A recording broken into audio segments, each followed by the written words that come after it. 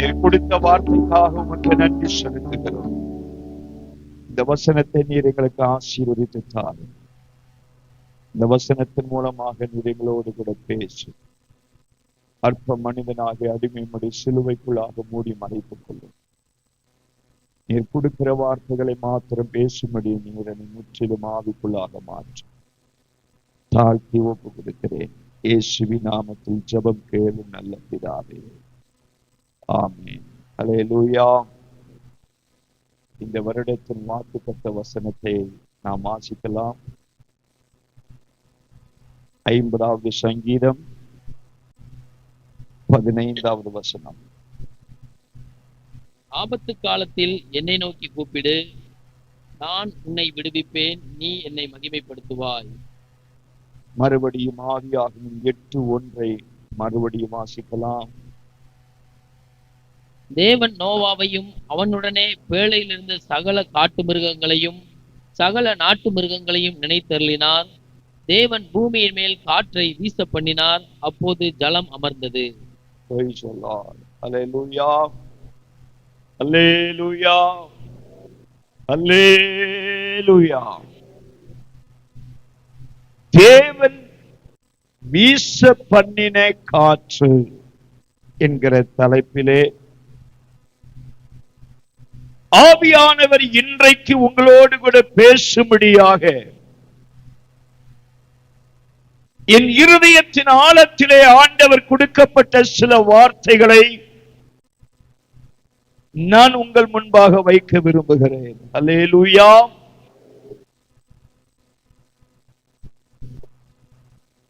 தேவன் வீச பண்ணின காற்று.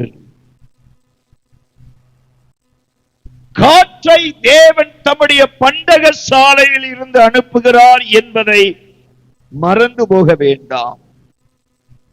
நீதிமொழிகளின் புஸ்தகம் 30வது அதிகாரம் அதனுடைய 4வது வசனத்தை நாம் வாசிக்கலாம்.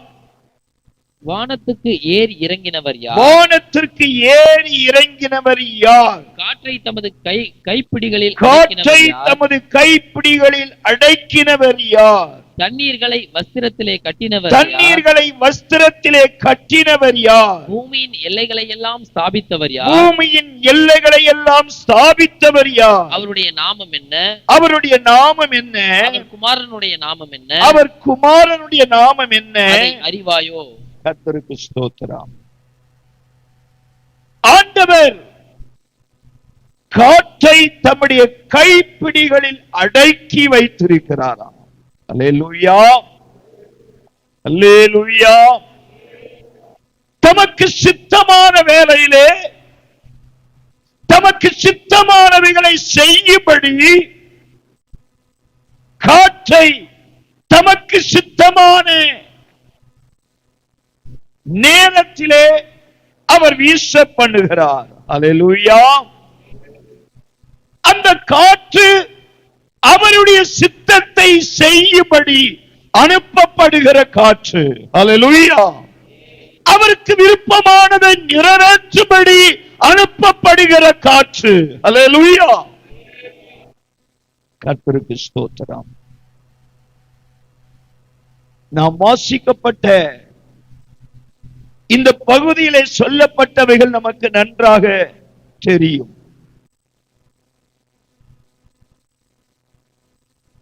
இந்த காற்றை ஆண்டவர் எப்பொழுது வீச பண்ணினார் என்று இந்த வசனத்திலே சொல்லப்பட்டிருக்கிறது என்றால் அந்த வசனத்தை மறுபடி வாசிக்கலாம். தேவன் நோவாவையும் அவனுடனே பேழையில் இருந்த சகல காட்டு மிருகங்களையும் அவனுடனே பேழையில் இருந்த சகல காட்டு மிருகங்களையும் சகல நாட்டு மிருகங்களையும் நினைத்தருளினார்.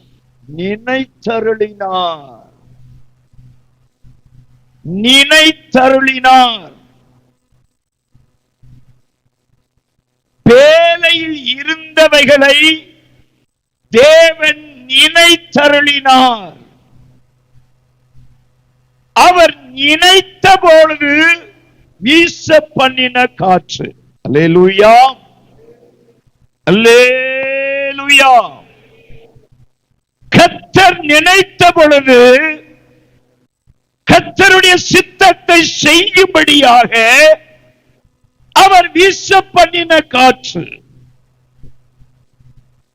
காற்று கூட அவருடைய சித்தத்தை நிறைவேற்றுவதற்கு ஒப்பு கொடுக்குது. எப்ப காற்று அடித்தாலும் அந்த காற்று ஒரு நோக்கத்தோடு தேவனால அனுப்பப்படுகிற காற்று என்பதை தேவ பிள்ளைகளாக நீங்களும் நானும் உணர வேண்டியது அவசியம். அல்லேலூயா. அது குளிர்ந்த காற்றாக இருக்கலாம், அது சூறாவளி காற்றாக இருக்கலாம், அது வெப்ப காற்றாக இருக்கலாம், அது சுழல் காற்றாக இருக்கலாம். அது எப்பேற்பட்ட காற்று இந்த பூமியிலே வீசினாலும் அந்த காற்று தேவன் அனுப்பாமல் அந்த காற்று வீசப்பட முடியாது. அல்லேலூயா. அவருடைய சொற்படி செய்யும் காற்று என்று சங்கீதத்திலே நாம் வாசிக்கிறோம். அவர் சொல்லுகிற பொழுது மாத்திரம்தான் காற்று வீசும் பூமியிலே. ஆண்டவருக்கு ஸ்தோத்திரம். அவர் காற்றை வீச செய்வார் என்றால் அந்த காற்றை அனுப்புவதிலே ஒரு நோக்கம், ஒரு திட்டம் அவருக்கு இருக்கும். அல்லேலூயா. அந்த காற்று கூட அவருடைய இருதயத்தின் நோக்கத்தை அறிந்து அந்த காற்று அவருடைய விருப்பத்தை நிறைவேற்றக்கூடியதாக இருக்கிறது. ஆனால் நீங்களும் நானும் அநேக நேரத்தில் அவருடைய விருப்பத்தை நிறைவேற்றுவதிலே பின்வாங்குகிறோம். ஆனால் காற்று அவருடைய விருப்பத்தை நிறைவேற்றும்படி வீசப்படுகிறது. நோவாவின் காலத்திலே 150 நாட்கள் ஜலத்தினால் நிரம்பி இருந்தது பூமி.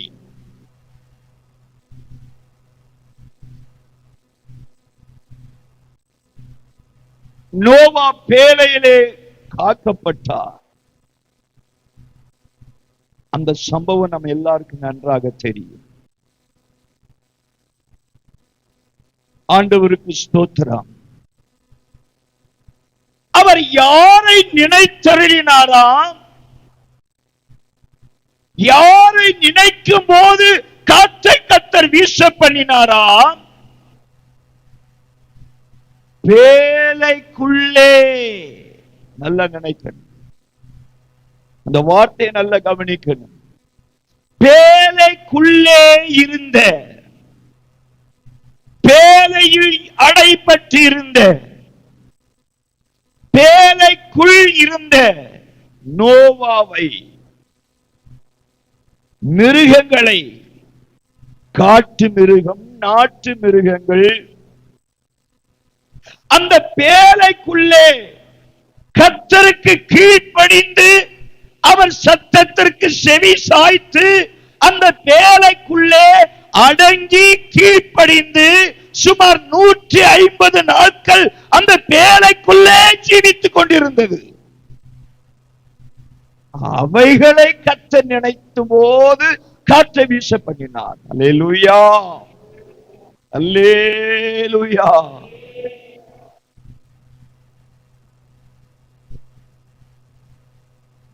அதிலே யானை இருந்திருக்கும், பூனையும் இருந்திருக்கும், புலியும் இருந்திருக்கும், சிங்கமும் இருந்திருக்கும், கரடியும் இருந்திருக்கும். எல்லா காட்டு மிருகங்களும் அந்த பேழைக்குள்ளே இருந்தது, ஜோடி ஜோடியாக. நாட்டு மிருகங்களும் இருந்தது, பறவைகளும் இருந்தது, ஊரும் பிராணிகளும் இருந்தது. நாயும் இருந்தது, பன்றியும் இருந்தது, எல்லாமே கீழ்ப்படிந்து இருந்தது. அதே நேரத்திலே காட்டு மிருகத்திற்கு ஒரு சுபாவம் இருந்திருக்கும், நாட்டு மிருகத்திற்கு ஒரு சுபாவம் இருந்திருக்கும். யானைக்கு ஒரு குணம் இருந்திருக்கும், பூனைக்கு ஒரு குணம் இருந்திருக்கும். நாய்க்கு ஒரு சுபாவம் இருந்திருக்கும், பன்றிக்கு ஒரு சுபாவம் இருந்திருக்கும். எல்லாமே அடங்கி தன் ஜென்ம சுபாவத்தை அடக்கி, தன் மாம்ச சுபாவத்தை அடக்கி, கீழ்ப்படிந்து தன்னுடைய சுயத்தை அது சாகடிக்க வைத்து, அந்த 150 நாளும் வேலைக்குள்ள அடங்கி கீழ்ப்படைந்து கர்த்தருக்கு செவி சாய்த்து இருந்தது. அல்லேலூயா. நம்ம எத்தனை பேர் அப்படி இருக்கோம்? வேலைக்குள்ளதான் இருக்கோம். வேலைன்னா சபை. சபையாகிய வேலைக்குள்ள எப்போயோ அவருக்கு கீழ்ப்படிந்து வந்துட்டோம். ரட்சிப்பாகிய வேலைக்குள்ள என்னைக்கோ கீழ்ப்படிந்து அவர் சத்தத்தை கேட்டு வேலைக்குள்ள இருக்கிறோம். ஆனா நம்ம குணம் மாறி இருக்கா? நம்ம சுபாவம் மாறி இருக்கா? நம்முடைய கிரியைகள் மாறி இருக்கா? ஆனா அந்த நோவா தாத்தா செய்த வேலைக்குள்ள இருந்த யானையினுடைய சுபாவம் மாறி இருந்தது, நாய் சுபாவம் மாறி இருந்தது, நரகளை திங்கிற பன்னியினுடைய சுபாவமும் மாறி இருந்தது. ஆனா மனுஷனுடைய சுபாவம் தான் இன்னும் மாற மாட்டேங்குது. அல்லேலூயா, அல்லேலூயா. அது கீழ்ப்படிந்து இருந்ததுனால, அவருக்கு அடங்கி இருந்ததுனால,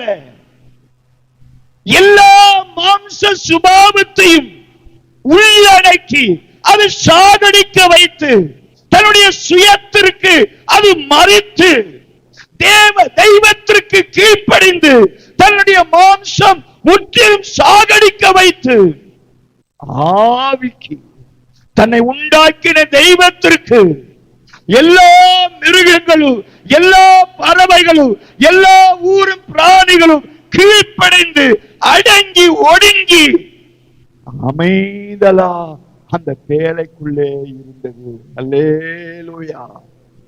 கர்த்தர் வெளியே அனுப்பு வரைக்கும், கர்த்தர் வெளியே போக சொல்லு வரைக்கும் அவர் வார்த்தைக்கு கீழ்ப்படிந்து பேழைக்குள்ளேயே இருந்தது.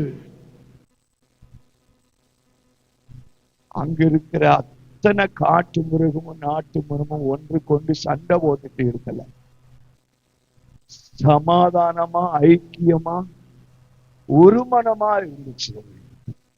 ஆனா நம்ம சபைக்குள்ள இருந்தாலும் கூட ஒருத்தர் முகத்தை ஒருத்தர் பார்ப்பதற்கு கூட நமக்கு மனசு வர மாட்டேங்குது. தலைய கீழே குனிஞ்ச தலைய ஆராதனை ஆமேன் போட்ட பிறகுதான் தலை நிமிர்ந்து போவோம்.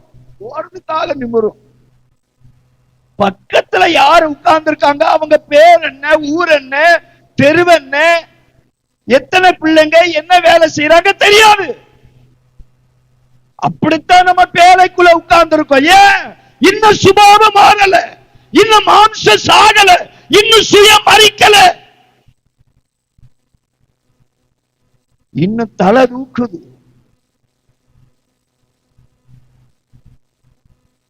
இன்னும் அநீதி தலை தூக்குது.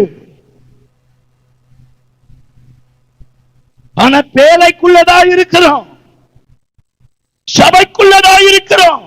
நான் சபைகளுக்குள்ள இத்தனை வருட காலம் நான் இந்த சபையில இருக்கிறேன். அதுல ஒரு பெருமை வேற,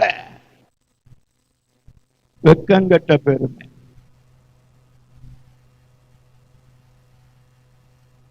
உன்னை எப்படி கர்த்தர் நினைச்சு பாப்பாரு?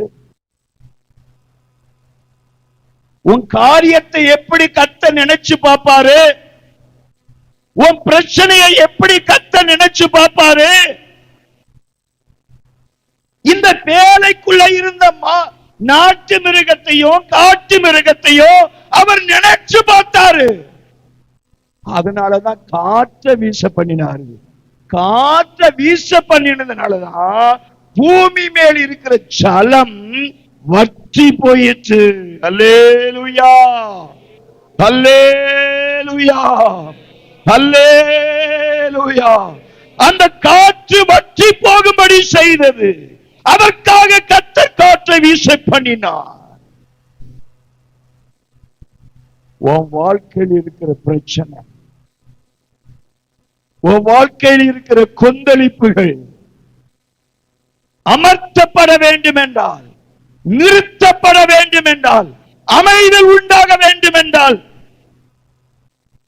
நீ அவருக்கு முற்றிலும் கீழ்ப்படிவதற்கு ஒப்பு கொடுக்க வேண்டும்.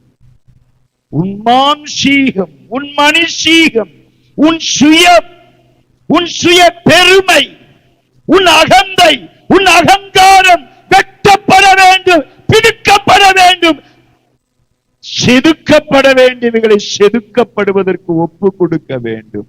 அல்லேலூயா, அல்லேலூயா. அப்போதான் கர்த்தர் உன்னை நினைச்சு பார்ப்பார். இப்படிப்பட்ட ஒரு ஆளு இந்த பேழைக்குள்ள, இந்த சபைக்குள்ள இருக்கு. அவங்க குடும்பத்துல, அவங்க வாழ்க்கையில, அவங்க சரீரத்துல இப்படிப்பட்ட சூழ்நிலையில இருக்கிறாங்க.